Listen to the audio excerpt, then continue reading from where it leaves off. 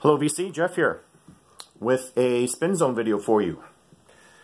Been a pretty busy week. I've been listening to lots of music, and I've got 8 albums here to show, along with the newest Third Man Vault package, which arrived this week, which I haven't listened to all the way through because it's a 4-record set.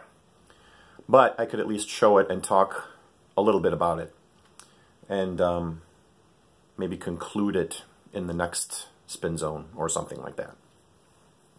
So I guess I'm just going to start. We're not gonna bandy words too much today. We're going to go right into this album here. This was the first thing that I played going back to last weekend. This is the new album by Hozier, or as Steve from Value Vinyl will call Hoser. It's called Wasteland Baby, and like I said, this album just came out. This is actually something that my wife bought. Here's the gatefold. Kind of got an underwater theme going with this cover. And with the vinyl itself, which is colored, kind of like this translucent, very pale green color. Good and bad things about this album. The good thing is the music. Hozier had a big radio hit a couple of years ago with the song called "Take Me to Church." And that's one of my wife's favorite newer songs. And when she saw this album, she just grabbed it. So, and of course, she heard a couple of these off the radio too. She listens to the radio a lot more than I do, admittedly. So I listened to it with her. You know, this is fine. You know, I got no problem with this music. He's got a nice voice. He doesn't do, you know, the vocal acrobatics that so many modern singers like to do these days. You know, it's okay. The only bad part is it's nothing to do with the music, it's to do with the pressing. This record, and it's a 2-record set, the pressing is not good on this thing. You could hear a lot of pops and crackles and a lot of like inner groove distortion almost on a lot of these tracks, and it's just annoying as hell because this is a brand new record. You know, we shouldn't have to deal with this kind of stuff with a brand new record. And I can hear Baraka P-Dub in my mind going, "Yep, I bet that was pressed at United."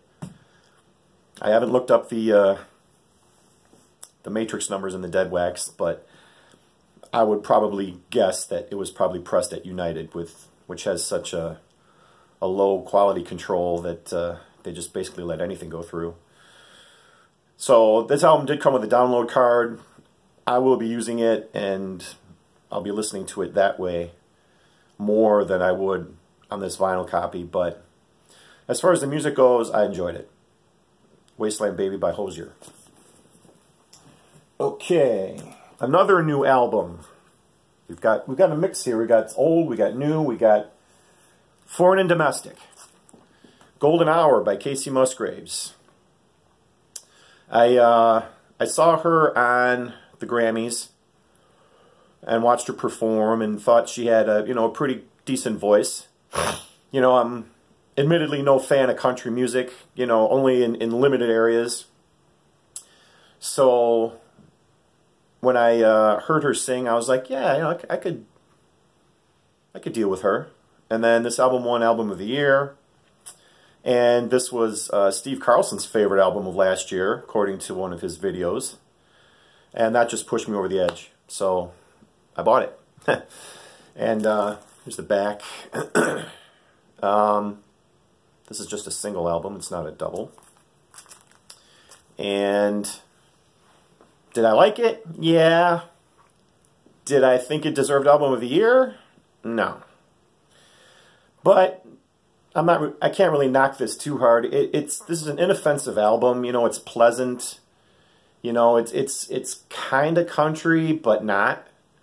You know, it's pretty much like a mainstream pop album with some country overtones, I guess. You know, this is it was just aight. It wasn't anything mind-blowing, but it wasn't horrible. You know, I should probably pull this one too, because several of these albums I'm going to show you are colored vinyl. And this one was just clear. This one's just clear vinyl. But the pressing on this one was a lot better than the pressing on the Hozier album. I didn't have any issues with the sound quality. But the music itself was just, it was just okay. So, no offense to anyone who really loves this album and is nuts for it. I thought it was just okay. So, you know, worth having. I could probably see myself playing this in the future, but not too often. Maybe if I was in that light country mood, which admittedly isn't all that often, but, you know, it was good. Golden Hour by Casey Musgraves. That was okay.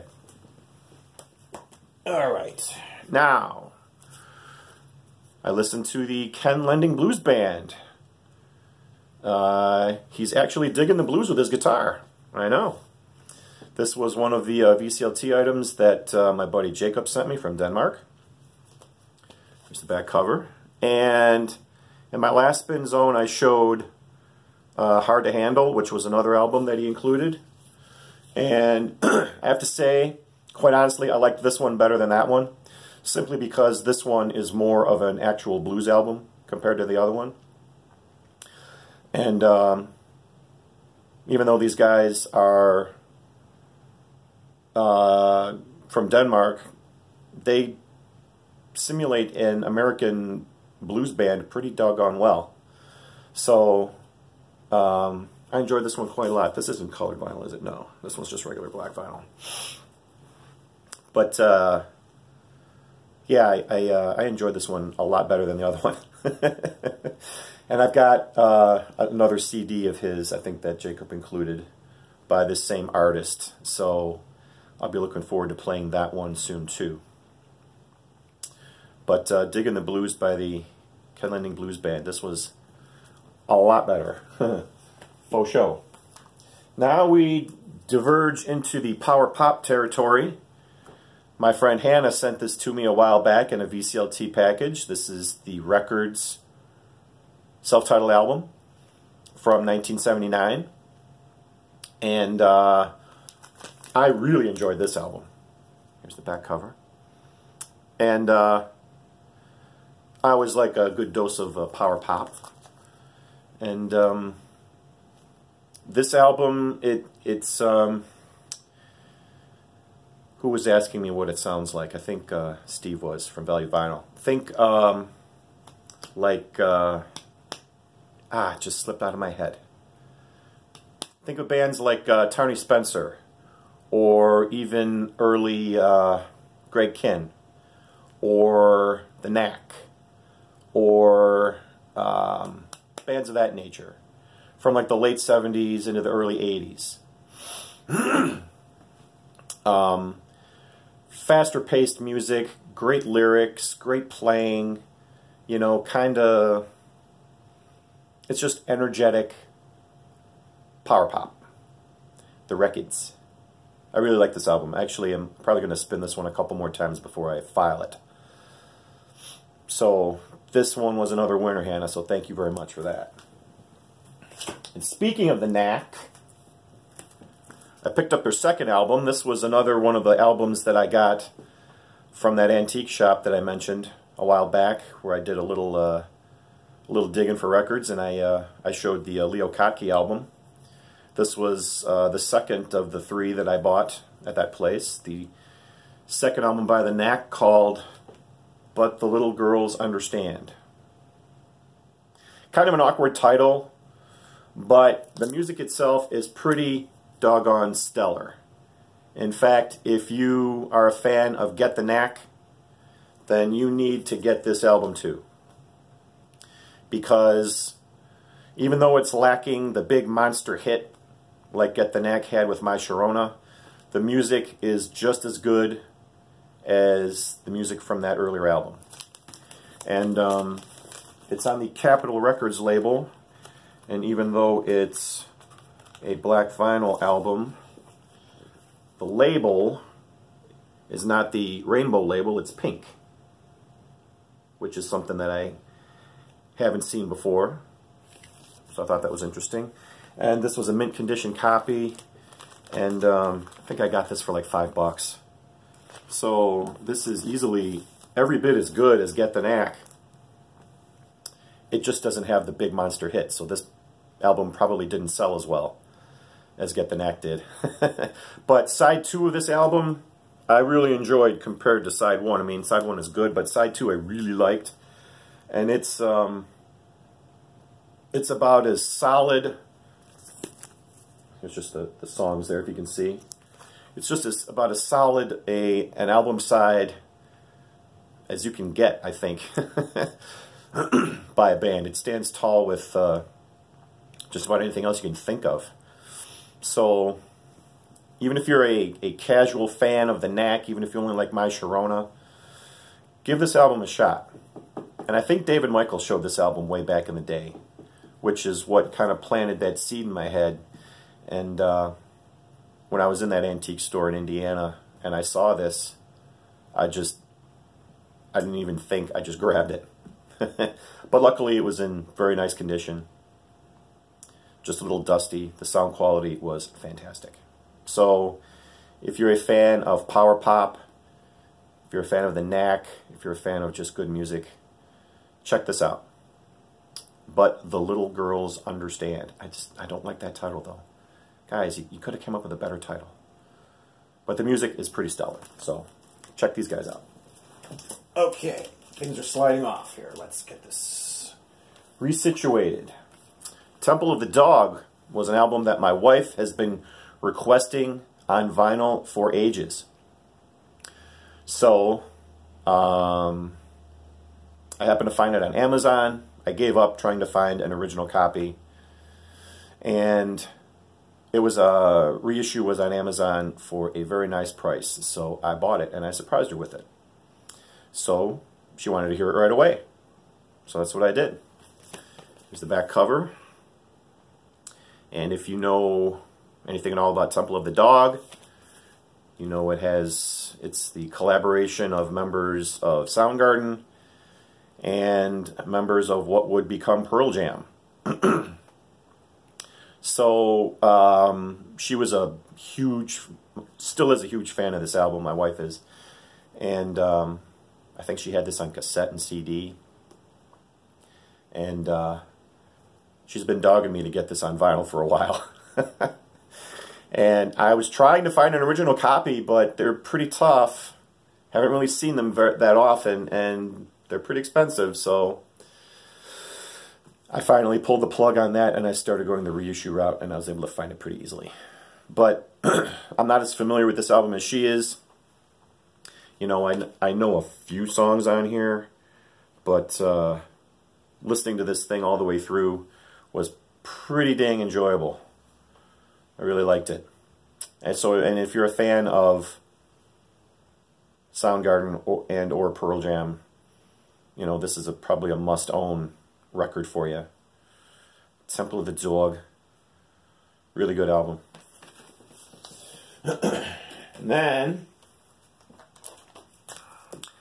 all these albums that I'm showing, I've shown on social media, so I really feel like I'm repeating myself sometimes. But this album actually has a story to it.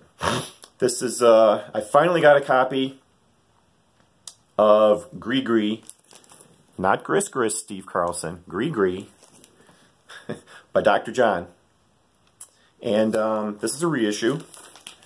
And actually, I think it was Bill at the Vinyl Verse showed this album, and he got the Newberry Comics edition of it, and it was like red and blue and purple vinyl, really cool dark colors. And I happened to be searching around on the internet, and this is not a Newbery Comics edition. But it was also, I think it was released by the same company, Jackpot Records. And the color vinyl of this is like a neon yellow. And I don't know if you'll be able to see it in the light, but it's got like a swirl to it. It's got like a very pale green swirl. That's probably not going to show up on the camera. But,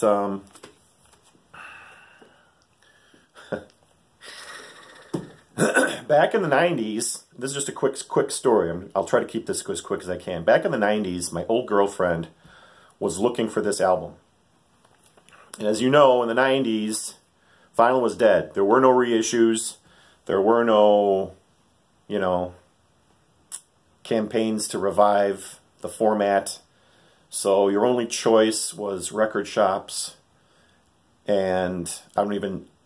in the mid-90s, I don't even know if the internet was much of a going concern where you can really search things out the way you can today. But being the person I am, I'm always trying to, you know, surprise people and please them. So I was looking for this record for years. Years. And the problem was she didn't know the title. She kept saying it was called The Night Tripper. But that's not the name of the album. The name of the album is Gris Gris. So I would be going around to record shops saying, yeah, I'm looking for this album by Dr. John. It's called The Night Tripper. And I think they could still back order albums back then.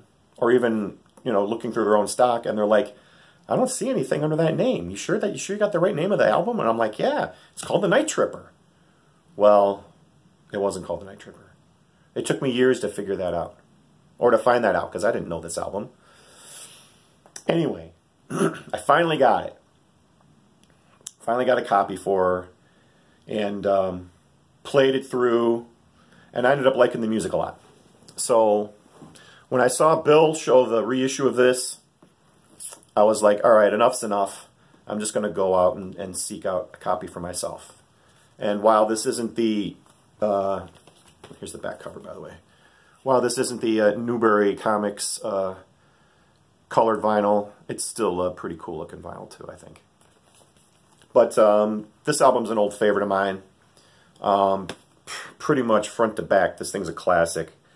You know, you can just go down the... I'll just show you the songs here. Basically every single song on here is a winner. I mean, one of my favorites is definitely Mama Roo. Love that one. Walk on Gilded Splinters. That's one of his signature songs. Great stuff. Gris Gris Gumbo Ya Ya. Everything is on this album is just, it's like a psychedelic, slightly psychedelic sounding Cajun album. It's very atmospheric. You know, you play this and you feel like you're, you know, doing a voodoo spell on someone. And while I'm not a huge fan of Dr. John, I adore this album. So there are reissues available, you know, through places like Newbery and Amazon, which is where I got this one. And even on the Jackpot Records website. So this would probably be my album of the group here that I could probably recommend the most. This one is really, really good. And I know a couple of VC people on here are big fans of this album too, so I just wanted to add my voice to the chorus, so to speak, and talk up this album here, Gris Gris by Dr. John. It's not called The Night Tripper. Gris Gris. That way there's no confusion. What can I say? If you don't have correct information, you're not going to get a good answer or a good result, right? Okay. Back in a minute. Last album, last album that I listened to, and this was yesterday, was Frank Sinatra album, Songs for Swingin' Lovers. This was one of the ones that got at the estate sale. And the music on this is great. I really liked it. I liked it probably more than the other Sinatra album I got, which is In the Wee Small Hours. The only thing is, this album is very, very noisy because it is scuffed to Kingdom Come, which is really a shame because I tried cleaning it, you know, with the Spin Clean, tried cleaning it with the Scrubbing Bubbles several times, but it's just too scuffed. And playing it, it is so, the noise on it is so distracting that it really affects a lot of the enjoyment, especially on side 2. Side 1 was kind of acceptable, but side 2, man, was just messed up. I couldn't even finish listening to side 2 because after a while I was cringing at what the needle on my cartridge was dragging through, and it just was like, all right, enough. I gotta turn this one off. Which is a shame because this is I looked this up on Discogs, and this was a 1959 mono pressing. This album came out in '56 originally, so you know, this is like probably a 3rd generation pressing. You know, the music on it sounds good. If this was a quieter album, this would be a stellar listen because, you know, I could if I focused close enough on the music and tried to eliminate the noise, it's a great sounding album. This would be a prime candidate for one of those sweet vinyl sugar cubes, you know, the pop and crackle eliminator that is so doggone expensive. This would be a prime candidate for that to like restore the sound, but as it stands now, I mean, I'll keep it, you know, just to have it in my collection, you know, because I kind of enjoy Frank Sinatra in some moods, but if I ever come across a better condition copy, I will definitely upgrade. So this is going to be kind of a placeholder for now. But Songs for Swingin' Lovers is a really great album. I mean, it's got a lot of his classic songs on here. I've Got You Under My Skin, You Make Me Feel So Young, Love Is Here to Stay, Pennies from Heaven, you know, Making Whoopee. It's a nice change of pace from all of the usual things that I listen to. It's kind of like a palate cleanser for my ears. So I just wish that this copy was in better shape. What are you going to do? But all in all, I enjoy this album quite a lot. Songs for Swingin' Lovers by Frank Sinatra. Last but not least, I got the latest Third Man Records Vault package. This is the band called Sleep, live at Third Man Records. Bring it in closer here so you can see. Recorded direct to acetate while they were playing. So it is as you can see, it's a 4-album set, and it comes with a big poster too. This was recorded on my birthday last year. This was recorded on December 12th, 2018, so that was pretty cool. Here's the back, and of course, I'm not going to pull every single album out to show you, but they're all different colored vinyl. One album is red, one album is blue. I'll pull one out to show you. I think this is the purple one. One album is green, yes. And one album here is purple. Let me turn the label around so you can see. Pretty cool. I don't think I have any purple vinyl in my collection. So, and of course every sleeve has pictures of the band members on it. And it comes with a patch, which is neither here nor there, but I listened to the first record in this set, and it's basically one song per side. There's not a ton of music on here. There's only 7 songs spread out over 4 discs, but the second side of disc 4 is blank. So I think that had to do with them, because they cut it directly on acetate. They probably couldn't like edit the things together and make it a little more compact. Because one of the other sides, it only has one song, but that's it, and it's the record. The side is like half dead wax. So they could have condensed it probably to 3, but probably because of the recording, they couldn't.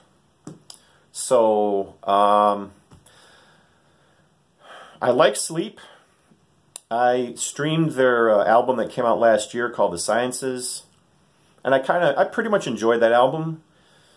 You know, I'll get it on vinyl someday. I put it on my Amazon wish list, but listening to this here is kind of tough because it's very repetitive. You know, if you know Sleep, they're pretty much stoner rock, or even stoner metal, you can call it. And, you know, like the first disc contains a song called Leagues Beneath, and it was just like 3 power chords and a little bit of drumming over and over and over and over and over again. And there would be a little bit of singing somewhere in there. The vocals were very muddy, couldn't really make out what he was singing. And then it was just more power chords and just letting it sustain out. And I get where they call it stoner rock. It's okay. I mean, I'll listen to the whole set. Probably I'll just work like one album side in between, you know, other stuff that I listen to. I probably am not going to play this thing all the way through straight. But it's okay. I'll show this again when I listen to it all the way through and give like final thoughts, but if the rest of the set is like the first record, this could be kind of tough going for me. Because literally it was just nothing but you know, guitar and bass playing the same thing at extraordinarily high levels, and then you hear a little bit of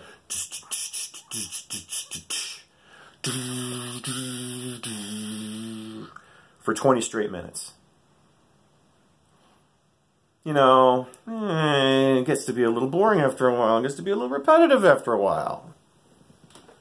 But if you're stoned, who cares, right? I don't know. I'll give my final thoughts on that one after I've played it all the way through. But as of right now, I'm just kind of on it. So, we'll see. Man, I thought this was going to be a quicker video, and it's still 28 minutes. Damn it! All right. Once again, thank you all for watching. Thank you all for putting up with me.